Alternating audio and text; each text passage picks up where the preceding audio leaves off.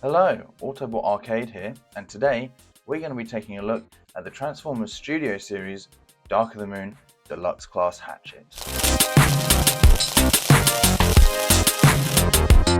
Welcome to Autobot Arcade.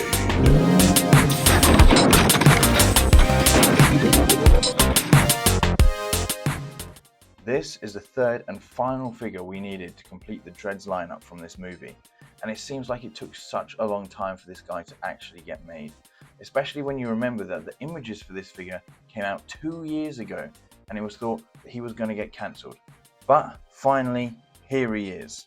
So first off, let's take a look at the packaging. So here on the front, we've got images of him in his SUV mode, as well as the number of this figure. And then we've got a big Transformers logo and a nice Transformers Generation logo at the top. On the sides, we've got some more images of him, this time in his robot mode, and the same on this side. And then on the back, we have a picture of him in both his vehicle mode and his robot mode for the figure, and he transforms in 19 steps. Now let's take a closer look at this figure. And at first glance, he seems to be a pretty good representation of this character, and looks to be an improvement over the last version of this guy we got. But as we take a closer look at this guy, there still seems to be some areas that stick out. For one, the backpack is a massive eyesore.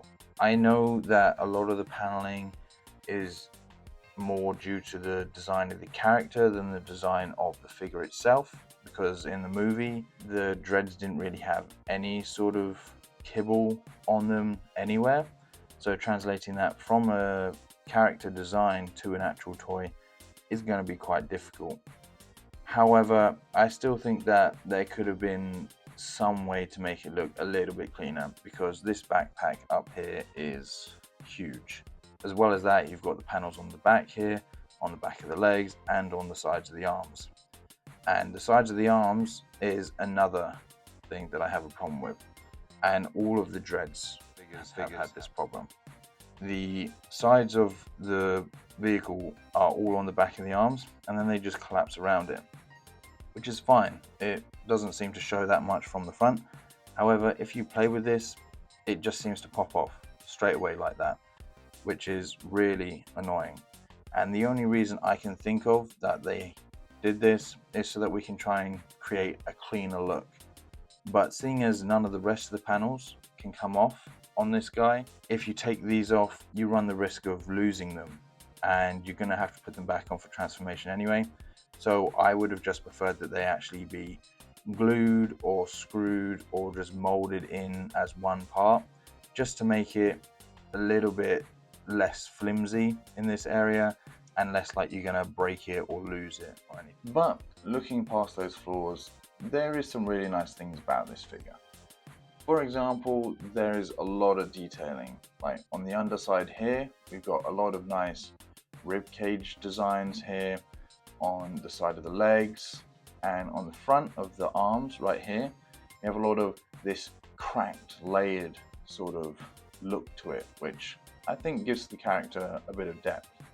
But the main thing is up here on the head. We got some nice spikes going on up here and some leveling here as well. And then we've got some nice teeth. The eyes are looking pretty cool. It's even got this sort of goatee thing going on down here, which is all pretty cool. But as for paint, this mode doesn't really have any. Most of it is all just sculpted out of this plain grey dull plastic.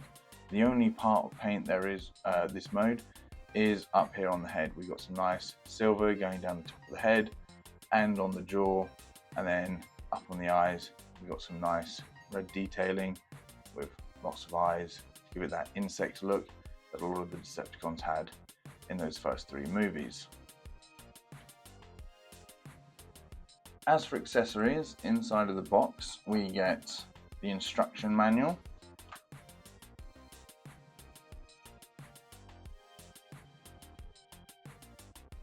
and the only other thing in the box is his tail.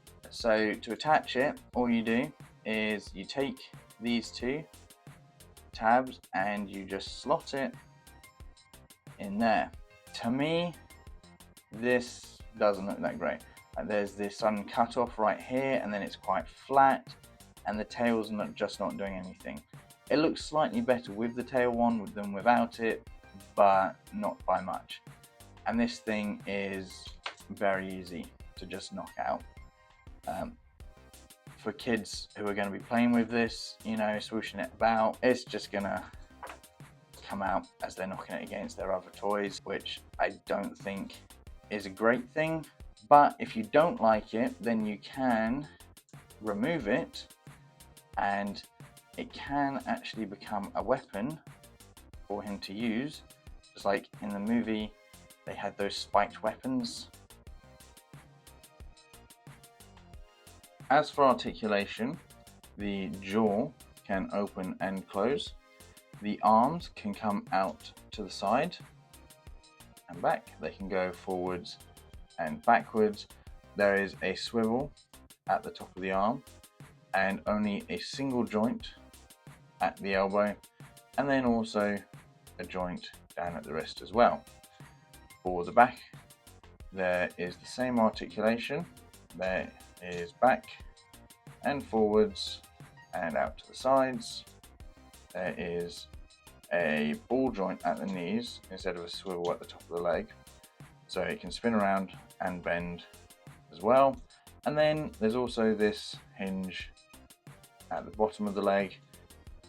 For some size comparisons, here we have him next to the Transformers Rise of the Beasts Bumblebee, and then we have Rise of the Beasts Optimus Prime. Yeah, this guy is quite towering over him. I do think that he should definitely have been slightly bigger.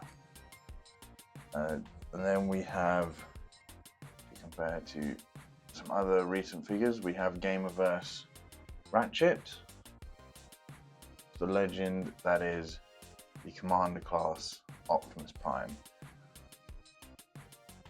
For some other comparisons, for those people who like legend scales, here we have the New Age Optimus Prime. And then some other size comparisons, here we have the Captain America New World Order Sam Wilson Captain America. And finally, we have Star Wars Black Series Commander Bakara.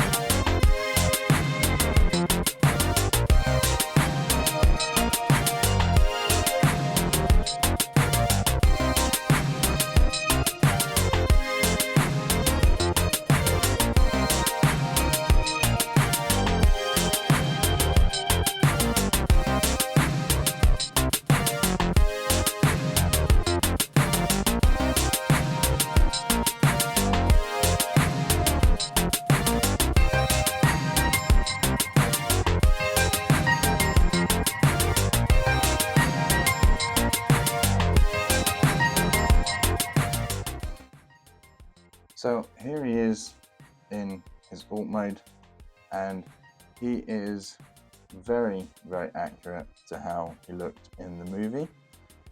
And he's a fully licensed Chevy, so he has a lot of details on him, even down to the little logo on the front. And although there still isn't that much paint on this mode either, I don't think that really takes anything away, because the real life thing is mainly just black. But we do have some nice white paint up here for the headlights, as well as some red up here for the sirens, and back here for the tail lights, as well as another little logo there, and some nice dark blue paint for the tinted windows. This guy's wheels are also pinned on, all 4 of them, which means that he rolls really nicely. There we go. So he will have absolutely no problems in chasing down the Autobots. So for some size comparisons in this mode, let's move him over there. And first up, again, here we have Rise of the Beast Bumblebee. And from the side, there we have them right there. And then we have the Rise of the Beast Optimus Prime. But I think they work quite well together. And then for another more recent figure, here we have the Gamer edition of Hatchet, looking very cool. This guy is a very big figure. And then, of course, what would a comparison be without the legend that is the Commander class Optimus Prime, looking absolutely amazing as always. Then lastly, for Transformers comparisons, here we have the Legend Scale New Age Optimus Prime, just so you can see how big this guy really is. And then, just for fun, here he is next to Captain America, obviously not on the screen, as well as the Black Series Commander Bakara. So finishing up with this review and giving my final thoughts, I would say this is a nice figure. It has some nice detail on it and a great vehicle mode, and the transformation isn't too difficult. However, the robot mode isn't without its flaws: lack of paint, weird shoulder joints, the massive backpack. So unless you're a really big fan of this character, or you're desperately trying to complete the Dreads lineup and you don't have the original version, I would say wait until it goes down in price and then pick this guy up. Thank you all for watching, and I will see you next time.